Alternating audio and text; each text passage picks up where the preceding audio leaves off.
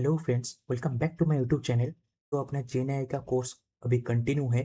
जो पिछले वीडियो में हमने ये देखा था कि एम्बेडिंग्स एंड वेक्टर डेटाबेस के बारे में, बेसिकली जो रैक का फंडामेंटल है वो देख लिया था। ठीक है, तो आज हम देखेंगे रैक क्या होता है।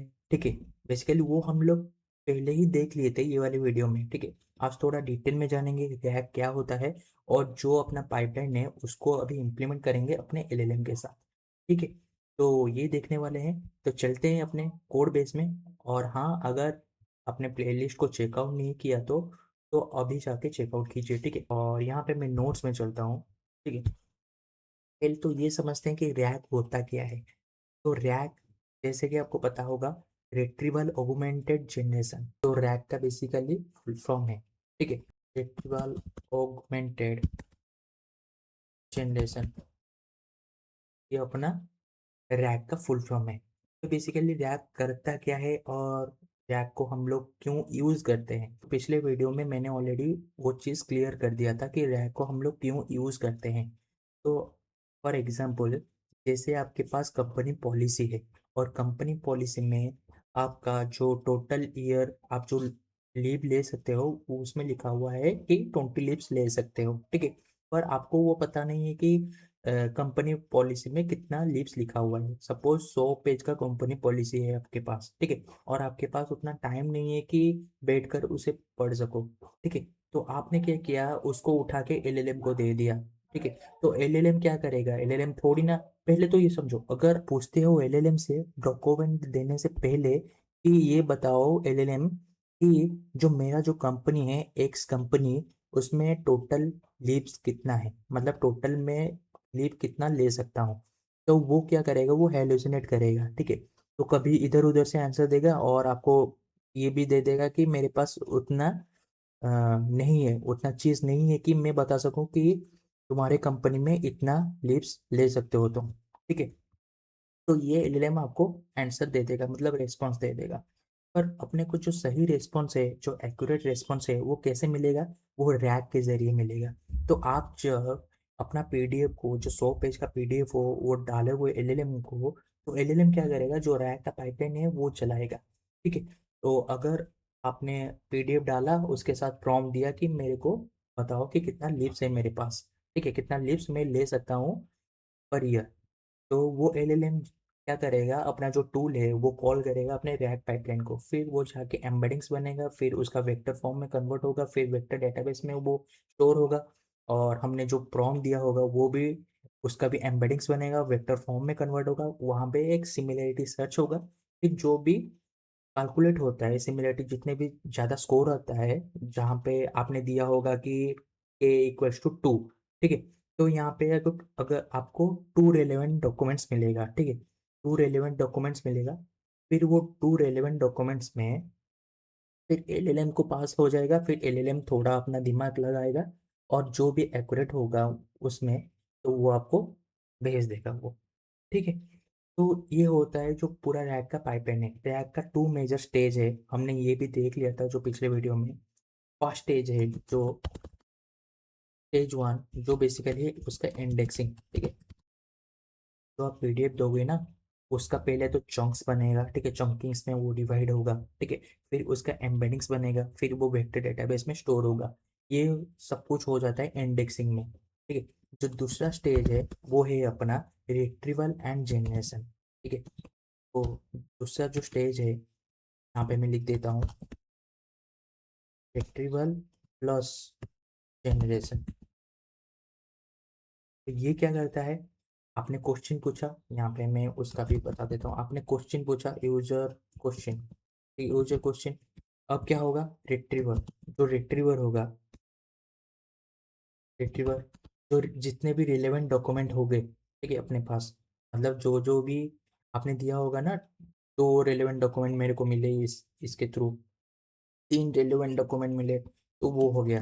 ठीक है, तो रिलेवेंट डॉक्यूमेंट, रेलेवेंट डॉक्यूमेंट, फिर आपका जो प्रॉम्प्ट है, ठीक है, फिर वो पास करेगा अपने एलएलएम को, और एलएलएम प्रोवाइड कर देगा अपने को आंसर। ठीक है, और इंडेक्सिंग में क्या होता है, इंडेक्सिंग का भी स्टेज बता देता हूँ कि आपने डॉक्यूमेंट दिया, डॉक्स, ठीक है। फिर वो होता है चंक्स में डिवाइड, ठीक है, चंकिंग्स होते हैं। फिर उसका बनता है एम्बेडिंग्स, ठीक है, एम्बेडिंग्स बनता है। फिर अपने वेक्टर डेटाबेस में वो स्टोर होता है, सिंपल। ये ऑलरेडी हमने कवर किया कर दिया है पिछले वीडियो में, ठीक है। तो ये तो हो गया। तो रिट्रीवर क्या है, आप समझते हैं कि रिट्रीवर क्या है? तो ए retriever is the component responsible to finding documents for a user question। तो ये पूरा रिस्पॉन्सिबिलिटी अपना लेता है कि डॉक्यूमेंट फाइंड करने का, ठीक है।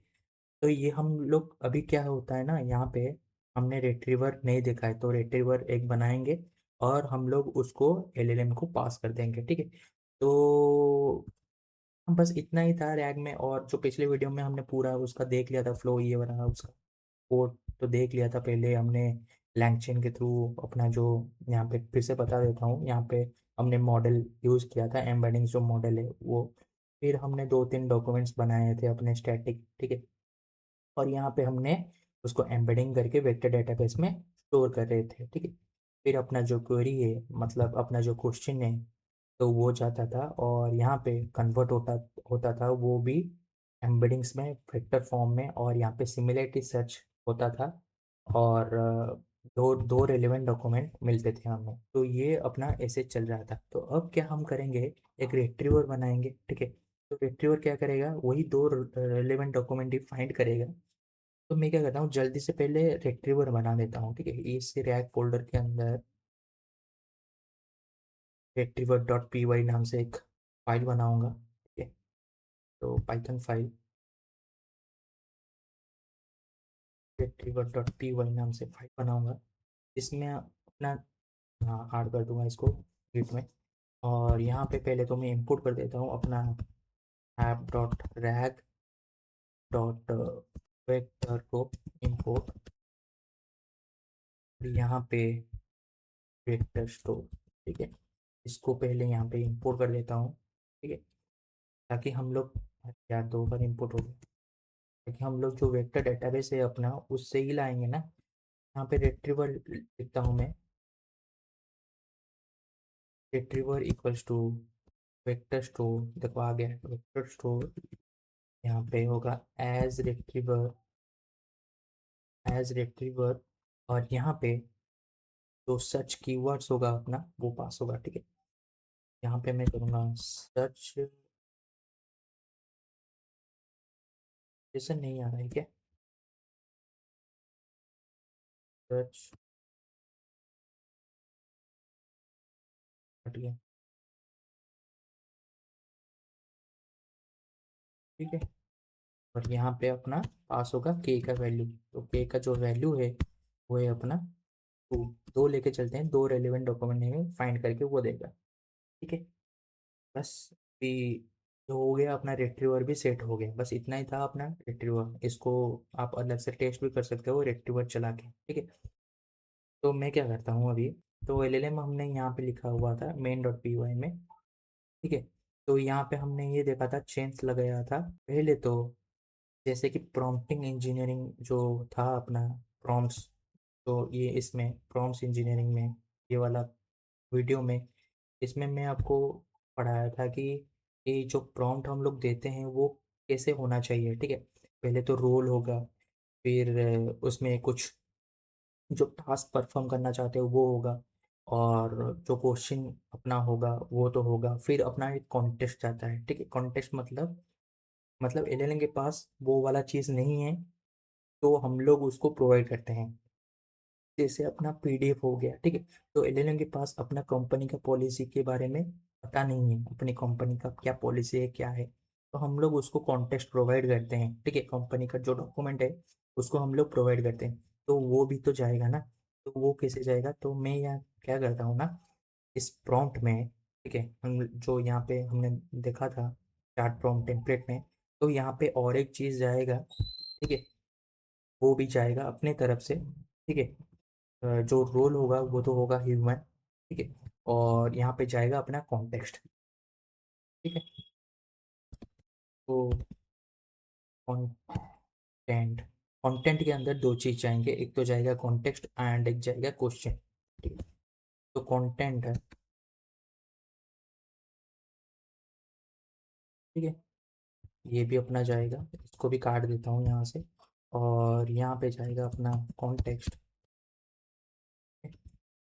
कॉन्टेक्स्ट के अंदर अपना जाएगा कॉन्टेक्स्ट जो हम लोग वहाँ पे पास करेंगे, ठीक है, कॉन्टेक्स्ट। एंड और एक चीज़ जाएगा अपना क्वेश्चन, मतलब अपना जो प्रॉम्प्ट होगा वो जाएगा यहाँ पे अपना क्वेश्चन। मैं ऐसा करता हूँ, इसको भी रोल में डिक्लेयर देता हूँ, ठीक है, रोल और ह्यूमन। ह्यूमन, तो इसको काम करते हैं, इसको कर्ली ब्रेसेस में ले जाते हैं, ठीक है। तो अब सही हो गया, और इसको भी चेंज कर देते हैं, इसको भी कर्ली ब्रेसेस में ही कर देते हैं, ठीक है। कर्ली ब्रेसेस में कर देते हैं, और यहाँ पे हम लोग ये भी डिफाइन कर देंगे कि रोल जो सिस्टम एंड जो कंटेंट होगा अपना, ये चीज़ है, कंटेंट जो होगा ये होगा अपने इस, ये वाला जो कंटेंट होगा वो कॉपी करता हूँ, और यहाँ पे सिंपली कंटेंट के अंदर पेस्ट कर देता हूँ, ये वाला चीज़ अपना काट देता हूँ, ठीक है, यहाँ से। और ये हो जाएगा ये यहाँ, ठीक है। तो तो हमने क्या किया इधर, हमने कॉन्टेक्स्ट को भी पास किया प्लस क्वेश्चन को भी पास किया। तो जैसे कि आपको पता होगा, हम अपना पीडीएफ भी पास कर रहे हैं यहाँ पे, और जो क्वेश्चन है वो भी पूछ रहे हैं यहाँ पे, ठीक है। तो ये हम अपने रोल में जाएगा, ठीक है। तो यहाँ पे मैं क्या करूँगा ना, अभी अपना इन्वोक करूँगा अपना जो रेट्रीवर है, ठीक है, अपने रेट्रीवर में यहाँ पे अपना जो मैसेज है वो जाएगा। तो पहले तो यहाँ पे इंपोर्ट कर देता हूँ अपने रेट्रीवर को, फ्रॉम ऐप डॉट टैग के अंदर है अपना रेट्रीवर, इंपोर्ट रेट्रीवर। तो इंपोर्ट हो चुका है, और यहाँ पे मैं ऐसा करूँगा कि documents equals to await retriever, ठीक, retriever डॉट ए इन्वोक, ठीक है, ए इन्वोक, और इसमें अपना पास होगा अपना जो request and message, request dot message, ठीक। एंड यहाँ पे जो आएंगे, जो डॉक्यूमेंट से आएगा, जो भी जो टू रेलेवेंट डॉक्यूमेंट्स फाइंड करके वो भेजेगा रिट्रीवर, यहाँ पे हमने दिया है ना दो, दो रेलेवेंट डॉक्यूमेंट। तो हम लोग क्या करेंगे, एक कॉन्टेक्स्ट ले जाएंगे, ठीक है, कॉन्टेक्स्ट इक्वल्स टू, और उसको ज्वाइन कर लेंगे, ठीक है। तो डॉट ज्वाइन एंड डॉक्यूमेंट, उसमें आता है अपना, क्या आता है हमने यहाँ पे भी देखा था, उसमें आता है अपना page content and Meta data, ठीक है, page content and Meta data जो डॉक्यूमेंट्स में होता है। तो हम लोग सिर्फ पेज कंटेंट को लेके चलेंगे, ठीक है, क्योंकि अपने को कंटेंट के साथ ही डील करना है। यहाँ पे अगर जाओगे देखोगे वेक्टर डॉट पी वाई में, अपना जो पेज कंटेंट है वही एक्चुअल वैल्यू है। ये तो कंटेंट हो गया, हम लोग ये दे रहे थे इसको, मतलब अलग करने के लिए, ठीक है।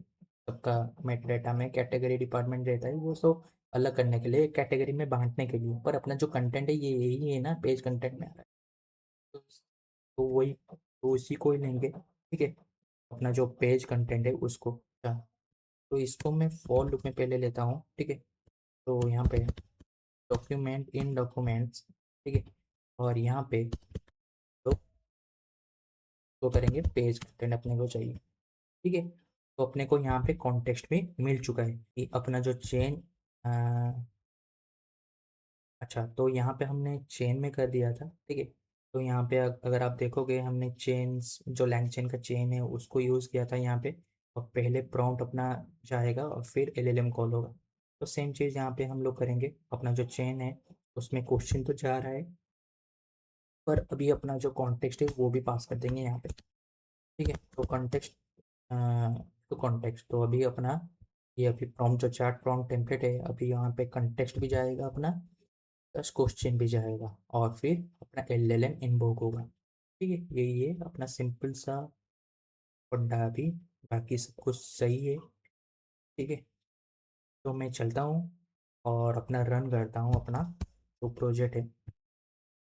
यूसी कॉन मेन ऐप लोड। ठीक है, अब ये रन होगा एंड जल्दी से मैं चला जाता हूँ। ये जैसे रन होता है मैं स्वागर ओपन कर देता हूँ। देखो अपना अभी स्वागर भी लोड हो चुका है। तो मैं सीधा यहाँ पे डायरेक्ट चलता हूँ अपने चार्ट में और ट्राई इट करता हूँ और सिंपली एक यहाँ पे क्वेश्चन पूछता हूँ कि हाउ मैनी, यहाँ पे आपको पता होगा फैक्टर में अगर जाइएगा यहाँ पे देखो कि employ receive 20 paid leaves days per year, ये अपने को मिलेगा। ठीक है, तो हाउ मैनी वैकेशन डेज, ठीक है, टू एम्प्लॉय गेट, ये अपना क्वेश्चन होगा।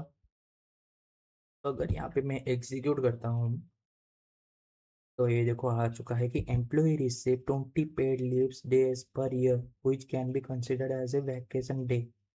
यहाँ पे क्या हुआ, यहाँ पे ये रिट्रीवर में देखोगे यहाँ पे दो रेलिवेंट डॉक्यूमेंट उठ के आए। ठीक है, अपने एलएलएम को मिले दो डॉक्यूमेंट्स। ठीक है, पर एलएलएम थोड़ा अपना दिमाग लगाया और उसने देखा कि हाँ क्वेश्चन ये था। यहाँ पे अगर देखोगे कि क्वेश्चन हाँ यही था, तो मेरा जो आंसर होगा ये होगा कि 20 पेड लीव्स पर डे। तो अगर मैं थोड़ा क्वेश्चन को यहाँ पे चेंज करूँगा और अपने पास क्या था, the company working hours from, यहाँ पे अगर मैं पूछूंगा कंपनी वर्किंग आवर के बारे में। ठीक है, तो would you please provide my company working hours.